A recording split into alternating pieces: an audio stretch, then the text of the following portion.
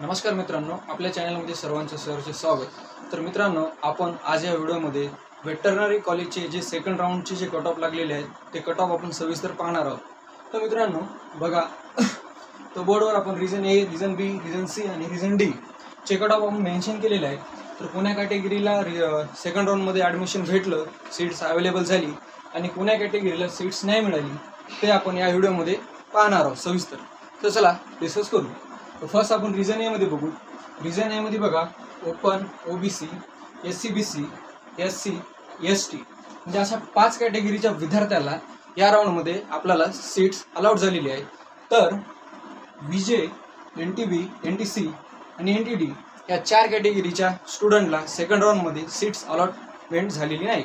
तर बघा, आपण कट ऑफ बघू। चला, तर ओपन कॅटेगरीमध्ये बघा, ओपनचा बघा 227 विथ हँडिकॅप या पोराला सेकंड राऊंडमध्ये ॲडमिशन भेटलेले आहे। तर नंतर दुसरी जी कॅटेगरी आहे ती ओबीसी, ओबीसीमध्ये बघा 565 वर सेकंड राऊंडमध्ये सीट्सचा अलॉटमेंट भेटलेला आहे। नंतर बघा एससी-बीसी ही कॅटेगरी महाराष्ट्र शासनाने मराठीच्या विद्यार्थ्यांसाठी 10% रिझर्वेशन यावर्षी आणलेलं आहे। तर या एससी-बीसीमध्ये महाराष्ट्रामध्ये मराठीचे विद्यार्थी सहभागी होत असतात या कॅटेगरीमध्ये। तर या कॅटेगरीचा कट ऑफ बघा 551 एवढा गेलेला आहे। आणि एसटीमध्ये बघा 331 या मार्कवर सेकंड राऊंडमध्ये त्या विद्यार्थ्याला कॉलेज अलॉटमेंट झालेलं आहे रिजन ए मध्ये। तर बघा, विजे, एनटीबी आणि एनटीसी, एनटीडी ह्या 4 कॅटेगरीला सीट्स अलॉटमेंट सेकंड राऊंडमध्ये झालेलं नाही। तर अशा प्रकारे आपण रिजन बी याचा बघू। तर बघा, रिजन बी मध्ये एससी-बीसी, ओबीसी, एसबीसी मध्ये कोणत्या कॅटेगरी येतात? पद्मशाली वगैरे असतात, तशा कॅटेगरी एसबीसी मध्ये येतात। नंतर एससी, एसटी, एनटीसी। तर बघा मित्रांनो, अशा 6 कॅटेगरीच्या विद्यार्थ्याला सेकंड राऊंडमध्ये सीट्स अलॉटमेंट झालेली आहे। तर एनटीबी, एनटीडी, विजे आणि ओपन या 4 कॅटेगरीमध्ये सीट्स अलॉटमेंट झालेली नाही। तर आपण सविस्तरपणे या 6 कॅटेगरीचा कट ऑफ बघू। तर जी पहिली कॅटेगरी आहे ती एससी-बीसी।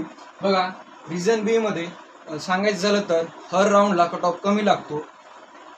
तर बघा, एससी-बीसी मध्ये 230 मार्कावर कॉलेज मिळालेलं आहे सेकंड राऊंडमध्ये। नंतर जी कॅटेगरी आहे ती ओबीसी मध्ये बघा 383 या मार्कावर सेकंड राऊंडमध्ये आपल्याला कॉलेज भेटलेलं आहे विद्यार्थ्याला। नंतर जी एसबीसी महाराष्ट्रामध्ये कॅटेगरी आहे, अदर राज्यामध्ये कॅटेगरी एसबीसी नसते, तर महाराष्ट्रामध्ये एसबीसी कॅटेगरी आहे। बघा, याच्यामध्ये पद्मशाली वगैरे कास्टचे, सब कास्टचे मुलं येतात। तर एसबीसीचा कट ऑफ गेलेला आहे 346 एवढा। नंतर जी कॅटेगरी आहे एससीचा बघा 334 गेलेला आहे। 334 या मार्कवर एससीच्या विद्यार्थ्याला सेकंड राऊंडमध्ये सीट्स अलॉटमेंट झालेली आहे। नंतर एसटीचा बघा, एसटीमध्ये 213 मार्कवर कॉलेज भेटलेलं आहे। नंतर एनटीसीमध्ये बघा 441 वर। तर अशा प्रकारे आपण रिजन बीचा कट ऑफ बघितलेला आहे। साधारण सांगायचं झालं तर तुम्हाला रिजन बीचा कट ऑफ हमेशा कमी असतो। नंतर जो रिजन आहे ते नंतर सी म्हणजे शिरोळ रिजनमध्ये बघा, open, SC-BC, EWS, SC, ST आणि एनटीसी अशा 6 कॅटेगरीच्या विद्यार्थ्याला रिजन सी मध्ये सेकंड राऊंडमध्ये सीट्स अलॉटमेंट झालेली आहे। तर एनटीबी, एनटीडी, विजे त्या 3 कॅटेगरीमध्ये सीट्स अलॉटमेंट झालेली नाही। तर आपण रिजन सी मध्ये सविस्तर वेगवेगळ्या 6 कॅटेगरीचा कट ऑफ बघू।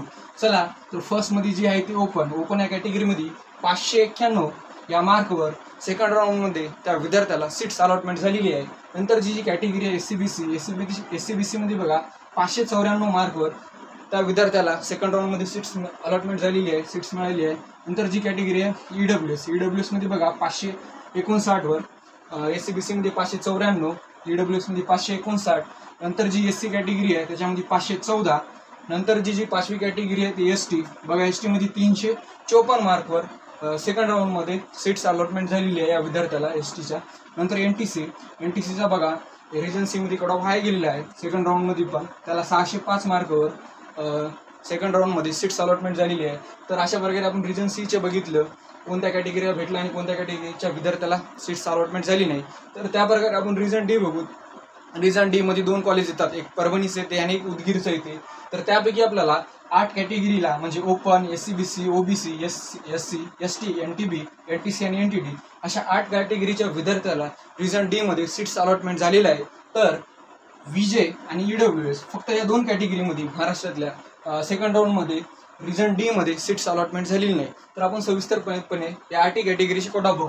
चला तर ओपनमध्ये बघा 568 मार्क पडलेल्या विद्यार्थ्याला सेकंड राऊंडमध्ये सीट्स अलॉटमेंट झालेली आहे. नंतर बघा SC/BC मध्ये बघा 561 वर, नंतर जी कॅटेगरी आहे ओबीसी मध्ये 498, नंतर जी ST आहे ST मध्ये 327 मार्कवर कॉलेज अलॉटमेंट झालेलं आहे. नंतर जी कॅटेगरी आहे ते बघा NTB मध्ये बघा 519 मार्कवर कॉलेज अलॉटमेंट झालेलं आहे. नंतर NTC मध्ये 563 मार्कवर कॉलेज मिळालेलं आहे. आणि जी 8वी कॅटेगरी आहे ती NTD म्हणजे 535 या मार्कवर ज्या विद्यार्थ्याला सेकंड राऊंडमध्ये सीट्स अलॉटमेंट झालेली आहे. तर मित्रांनो, अशा प्रकारे आपण बघितलेलं आहे की रिजन डी मध्ये सेकंड राऊंडमध्ये किती कट ऑफ गेला. तर अशा प्रकारे आपण रिजन ए, रिजन बी, रिजन सी आणि रिजन डी अशा चारही रिजनचे आपण कट ऑफ बघितलेले आहे.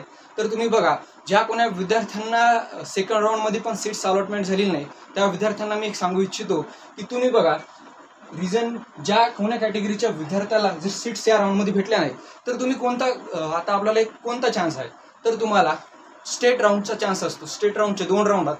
तर त्यामध्ये तुम्ही बघा, माझा पहिला पण एक व्हिडिओ आहे तुम्हाला आपल्या चॅनलमध्ये दिसून येतो की त्यामध्ये पण आपण कोण्या रिजनचे किती कट ऑफ गेले ते पण सांगितलेलं आहे.